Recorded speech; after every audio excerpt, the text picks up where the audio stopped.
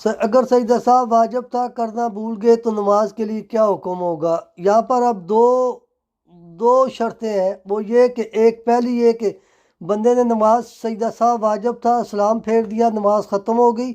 اٹھ کھڑا ہوا، چل گیا، مسجد سے باہر آ گیا، مصلی لپیٹ دیا، گھر میں تھا تو،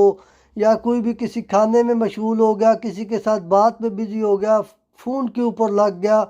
یعنی کسی کام میں بھی بزی ہوا، تو اس سے یہ ثابت ہوا کہ وہ نماز سے اس کا تعلق منقطع ہو گیا ہے۔ اب اس کو جب یاد آیا تو اس کو دوبارہ نئے سرے سے نماز کو لٹانا پڑے گا، کیونکہ سجدہ صاحب واجب تھا۔ اب اگر وہ کسی نے نماز سلام پھیرا، وہیں مصلی پر بیٹھا ہوا ہے اور وہ ذکر الہی میں مشغول ہے، اس کو خیال آیا میرے اوپر سجدہ صاحب واجب تھا،